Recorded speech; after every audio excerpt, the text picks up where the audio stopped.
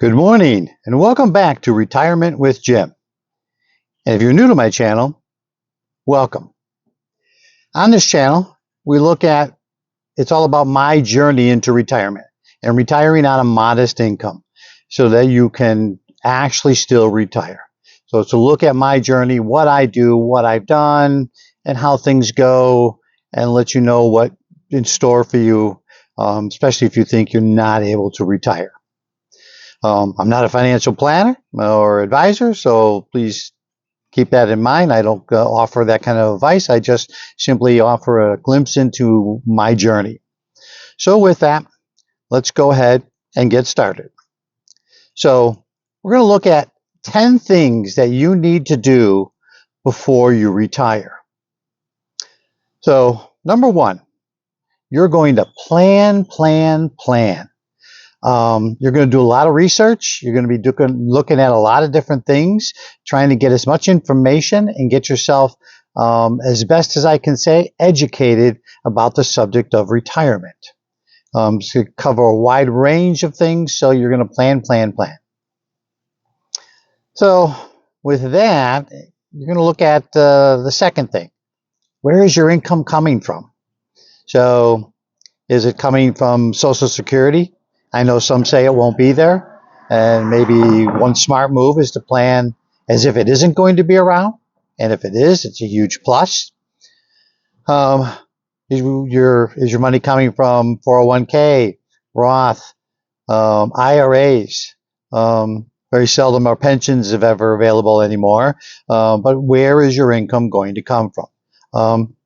Possibly real estate investments, whatever it may be. There's a variety of things, but you got to know where your money's coming from. Number three, make a budget. Now, on making a budget, you might actually make two budgets. The first is your budget right now. Where are you at? Where are you spending all of your money? So you need to look at, what all your expenses are and what you're doing with your money. Excuse me. So this way you kind of know, where you can trim that budget, where you can save, and where you might be wasting money that, you look at and go, oh, I don't have to do that. Or I can cut back and reduce what I'm spending to make it, maybe more reasonable to start saving some additional money. It's a lot of us, we live a lifestyle. We don't even think about at times where our money's going. We like what we do, and we like, how we spend our money. And a lot of times we don't think about how we spend our money. So it's really good to have a budget. Now, when I say make two budgets, you might also then want to sit and think to yourself, what's your budget going to be when you retire? So part of that is planning for what you think your investments and your income is going to bring you, and the lifestyle at which you think you want to live by. So, and it might be too early to make that budget, but as you get closer, you really want to consider, looking at and making a budget that is for when you do retire. Having a budget really helps you manage your money in a much better way that you make your money work for you. You make your money last. Next thing you want to do, number three, you want to learn about Medicare. Medicare is important because it is where your health insurance is going to come from. So there are a lot of choices in Medicare. There are the Advantage plans. There are the supplement plans. So you got to know, what the Medicare program is all about. And I can tell you, it can be quite confusing. There's a lot of choices. The Medicare, for example, on the Advantage plan, you have in network cost and expenses and you have to stay within that. You have to go to certain doctors. You have to get approvals for tests and stuff like that. You can opt for the supplement plan, which you pay for that every month, but you have freedom of choice. You can go where you want. You have a cap on your yearly expense, and that is $240, minus the cost of your monthly, but you'll never spend more than that.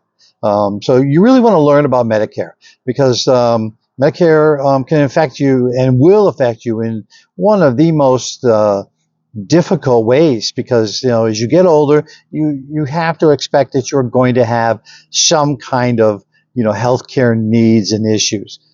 Don't know what your health is now, but you know what your health is, and you know what your family history is. So you might have a better idea of what will be in store for you, and then along with that, what you may need. And it will help you make those decisions on the choices that you're facing. Number four. I'm sorry, that was four. Number five. Work on eliminating your debt. High interest credit cards, student loans. What do you have? What are you facing? Now, it doesn't mean going into retirement, you may be debt free.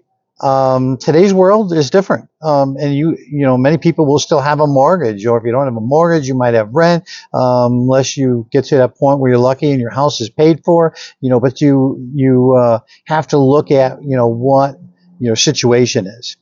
But I would tell you, you want to first start with getting rid of high interest, credit card debt. Because when you're on in retirement, you're on a fixed income, no matter where your money comes from. And can you afford that high interest when you're on a fixed income? No, not at all. It will hurt you tremendously. So it's really in your interest to maybe get a new card with the ability to transfer all of your debt into that and get it interest free for anywhere from 12 to 21 months and work and pay that off. You'll be so happy that you did. The other thing is student loans. If you do and are going to rely on Social Security, know that that's not a forgiven debt. And it's one of the few things that the government will actually take, out of your Social Security to pay back that debt. So you can't necessarily walk away from it. So if you have student loans, you really got to look at what can you do to get rid of that. There's, whatever you got to do to work on that. Number 6, what kind of lifestyle do you want in your retirement? You got to ask yourself, what's inflation going to do to your lifestyle? How are you going to maintain your budget in retirement? So what kind of lifestyle are you looking for? What kind of things do you want to do and enjoy? And so it's important to know that, like, what you like and what you want to do, you got to have that in mind. So you got to say to yourself, what do I have to do to maintain that? What is the lifestyle I'm looking for? Everyone's different. It's personal. It's yours. This is only for you. You and you alone. You're not doing a lifestyle for somebody else. You are not keeping up with the Joneses. You are not doing anything, so does it involve, travel? Does it involve, spending more time with family, kids, grandchildren? What is it you're looking to do? And those are important questions to ask yourself as to, what you want to get out of your retirement. Number 7, your taxes, real estate taxes, long-term care. What's your real estate taxes? Now, it's really hard to predict, where taxes are going to be. But let's face it, taxes always go up. They never go down. So you got to keep that in mind. The same with when you're looking at if you have a 401k, for instance, you're going to have to pay taxes on that because it's a pre-tax 401k, unless you do a Roth where you pay up front and all your withdrawals are tax-free. Then you're in good shape. So it's certainly maybe good to diversify your portfolio and look at having, maybe if you have a traditional 401k, is it time to put in, time to put in some of that money into a Roth, so that you can take that interest, tax-free, when you retire. You want to look at also long-term care.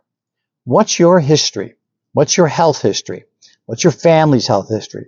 Do you have any chronic health issues that are currently, is dealing with, or you have the chance of some kind of long-term care that might be needed when you're older. A lot of things we don't want to think about. We don't necessarily, a lot of people don't plan for long-term care, and it can be a crushing blow to your retirement. So you want to look at long-term care, what it costs, what's projected to cost, and what you think you may need to do for yourself. Next is a strategy for claiming Social Security. When it's time. When is it time to claim? Do you want to claim at 62 and take the money and run and get what you can out of it? Do you want to wait until your full retirement age? Do you want to put it off until you're even older, as up to 70? So you want to look at when is the best time and what is best for you personally on when to claim your Social Security. And next, your spouse. What you need to be discussing, your retirement with your spouse, your partner. Are they going to retire, at the same time? Do they retire ahead of you? My wife is, the same age as I am, but she retired at 62. She retired early. She was happy to get out of the work world and enjoy her life at home, and then got interested in things she wanted to do, and then proceeded to do that. Started claiming her, her retirement, and it worked out great for us. For us personally, it was, I went to full retirement age, and she went out at 62, and for us, it really worked beautifully.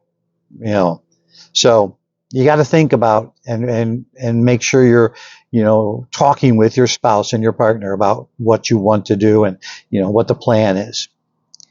And the last, number 10, is what will you do with your time? You got to be thinking about what you're going to do in retirement. You don't want to suddenly just retire, Friday's your last day of work, and Monday you're suddenly going, what am I doing? You're suddenly going, oh my God, I didn't plan for that. So you got to be thinking about what you're going to do with your time. And what hobbies and interests you may have, what things you might want to do that you've had an interest in but never had a chance to do. There's a variety of things, but you got to be thinking about it. You got to be planning for it, and you got to think to yourself, what am I going to do with my time? And the choices are endless. They are truly endless. So those are the top 10 things that I think that you need to work on as you plan to go into retirement. So, once again, if you like my channel, hit the like and subscribe button. It really helps out my channel. If you have comments on things you'd like to talk about, or you have questions, please leave them in the comments. I love to hear from everyone.